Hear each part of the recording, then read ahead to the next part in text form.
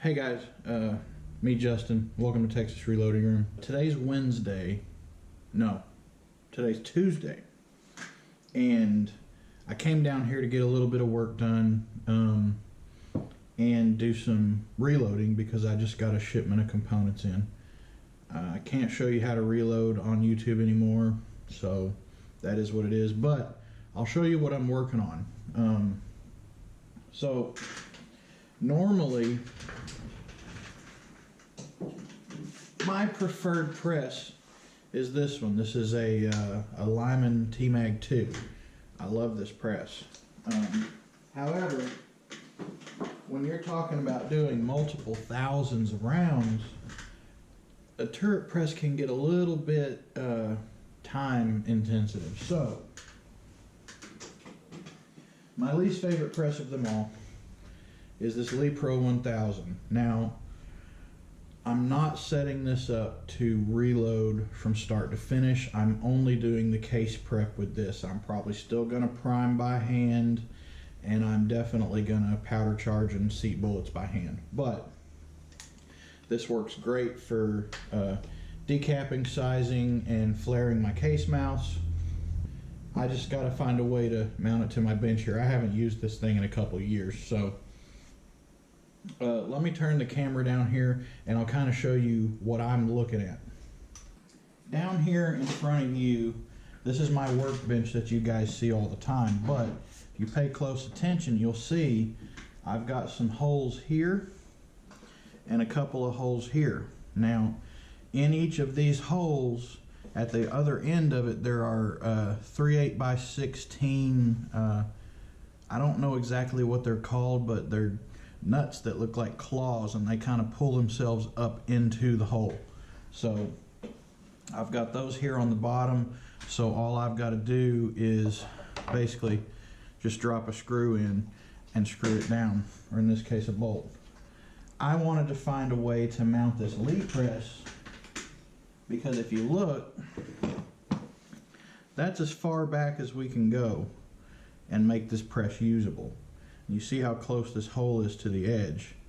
I would have to drill a hole that long, and no, absolutely not. So what I'm gonna do, and this is going to be one of the things that's so great about being a machinist, I'm gonna use this piece of aluminum and make a mounting plate. So I'll be able to use these two existing reference holes for securing the mounting plate to the table, and that's going to give it some great security there. And then I'm going to drill and tap 3 holes in this to mount the actual press on. So I've already done all of my fancy math here, if you can see that, guys. I've mapped out the base of the Lee machine there on the left, and then the current holes in the table on the right. And then on another card, I have basically plotted out my block itself. So ideally, 0 will be here, right in the center of that mounting hole for that. So basically all I'll have to do is split all my numbers in half. Beautiful thing about having a DRO. Now, DROs can calculate hypotenuse for you. Let me go back to this for a minute. Now you can see here, this is an isosceles triangle. It looks like an equilateral, but it's not. So I think this angle up here is like 71 and some change, and each of these are half of the total when you subtract the 71 from 180, because you've got 180 degrees in a triangle. What you do with this is you basically just take your measurement here, you split that in half, and that becomes the base of a right triangle. So now you've got a measurement here of 2.003, a degree of 90 here, and then we've got this. So those are 3 measurements. All you need are 3 measurements to find out the dimensions and everything for a right triangle. It's amazing. If you don't know Pythagorean's theorem and how to calculate all that, you need to look it up, okay? Enough said. Anyway, so basically that's how it is. This was all done with the calculator on my phone. I've cross-checked it, and I've laid it out and made sure everything matches. These holes don't have to be exactly precise because I'm using 1/4" 20 bolts to hold the press down, but the holes are a little bit bigger than that. I think the holes are like 275, 280, so there's a little bit of wiggle room. Not a big deal. Doesn't have to be precise on this, but the more you know. So let's go mill. Okay, so I've already gone ahead and got my block in here. What I'm going to do is I need to square up this other half of this block, and basically I'm just going to take some skim passes along the 4 sides. I'll come up top with my fly cutter and take that whole top off smooth in one go, and then we'll be ready to drill the holes here. So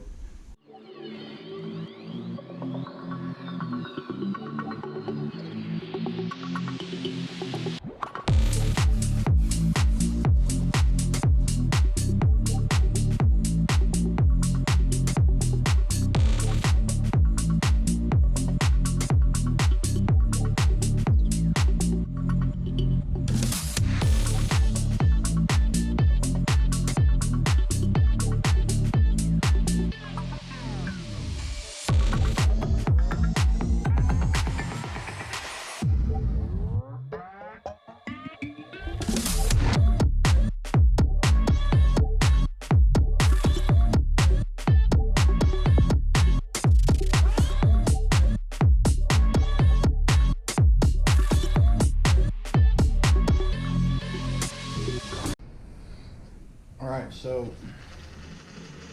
beautiful finish. I've gone ahead and deburred it. I took my measurements and actually wrote them down on top of the block. So now what I'm about to do is set my zeros. Now for zeros, most people, especially when you're doing CNC programming, you'll set your zero on a corner. For this, since I'm doing mostly like triangle work, I'm going to set my X zero in the middle and my Y0 on this edge, because all of my holes are referenced off of this edge and the center. So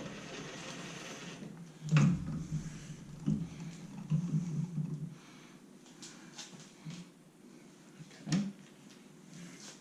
spin her up.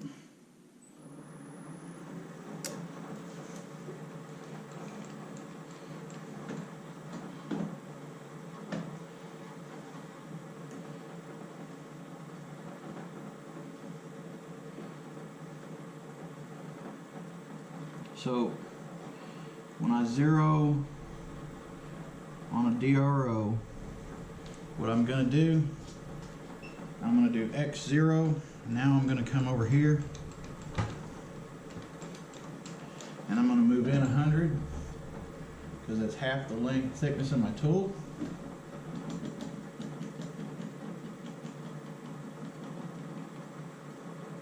And I'm going to zero again. So now I'm zeroed on that edge.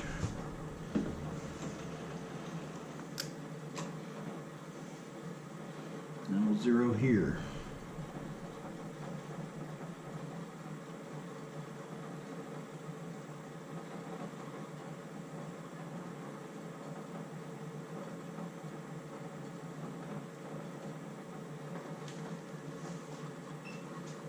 Okay.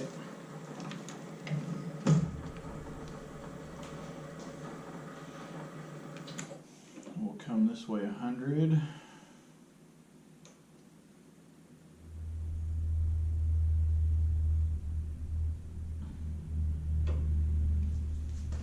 And 0. And I'm going to go ahead and do the math and get this zeroed on. Alright, so let me touch base real quickly on my order of ops, and then I'll give you another time lapse here. So basically what we're looking at from the front is this. So what I'm going to do, I've got 5 holes total to drill, here, here, and here. I'm going to go ahead and spot drill all of these, and then we'll switch over to our number 7 bit. We'll drill the 3 holes that need to be tapped, and then I'll switch over to the 3/8 bit and I'll drill these 2 holes for the mounting bolts. Then we're going to swap to a 3/4 end mill. I would like to have used a 7/8, but 3/4 is the biggest I have. So we're going to counter bore these 2 mounting holes by a 1/4 inch to allow clearance for the hex caps. Come to think of it, I may actually be able to swap those out for something else later that I wouldn't need additional clearance on. But anyway, that's going to give us clearance for the washer, if I use a washer, and for the hex caps.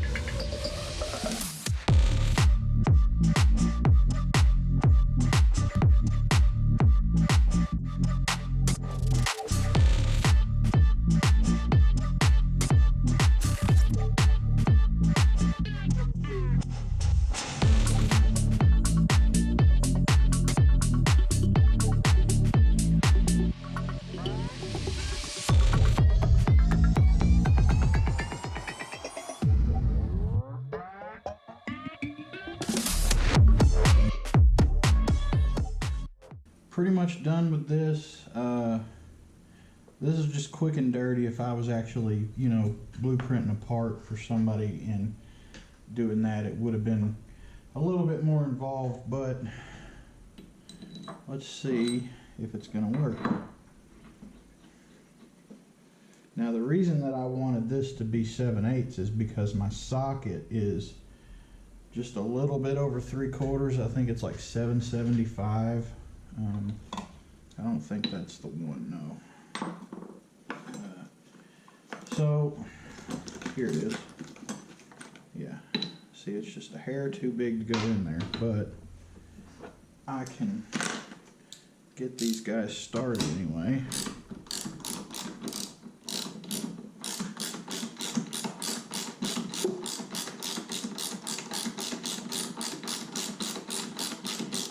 And if I really wanted to, I could make a socket for this, like just take some of the edges off of this, but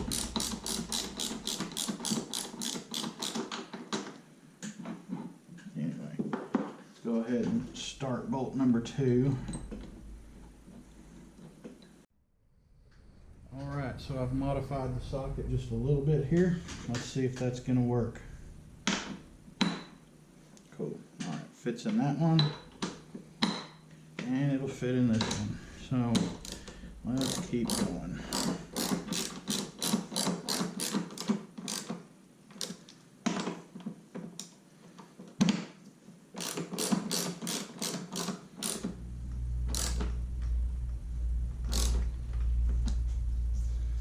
And good, we're just below flush with the top of those holes.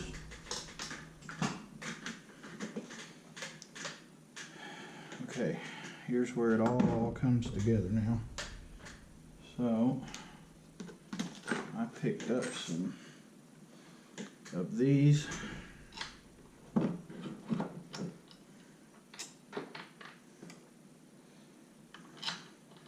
They may be just a hair too long, but I guess we'll see here in a second.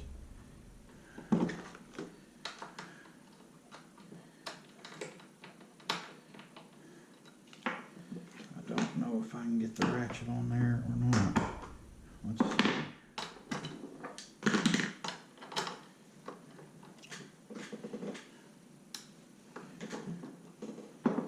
Let's put another one in.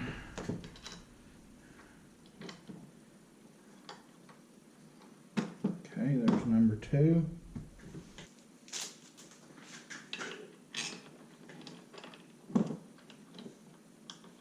Number 3. All right, so we got all 3 of them started. That is awesome so far. That means that the numbers should be right on.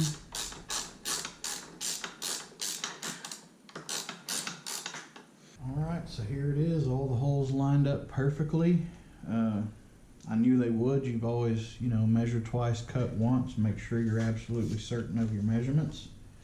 And yeah, it's rock solid, so now I don't have to worry about drilling more holes in my bench. So I'm quite pleased with this. I'm going to get this set up and work on this a little bit today and tomorrow before I've got to open the doors again. So, but there you go. That's just a little bit of insight into some of the cool little projects that I get into on my own time when I'm not doing customer work. So I know I didn't go into a great amount of detail as far as milling operations go. I promise I'll have a video coming about that soon. I just didn't want to take up a whole lot of time, because if I was explaining to you every single thing that I was doing over there, it would have taken an hour or two. And I think when I finally got over there and actually put the piece in the mill, I was done in about 30 or 45 minutes. So it really doesn't take very long. If you enjoyed the video, leave me a thumbs up, and you know, if there's a lot of interest in this sort of thing, I'll keep doing it. You know, just break away here and there and do some side projects. But for now, guys, I'm going to get to doing a little bit of this before I go home. It's already about 2 o'clock in the afternoon. I'd like to be home by 4 or 5 o'clock. I don't know if I'm going to come down here tomorrow or not, but I got to come on Thursday, Friday, and Saturday. So anyway, guys, thanks for watching. My name is Justin, and I'll see you next time.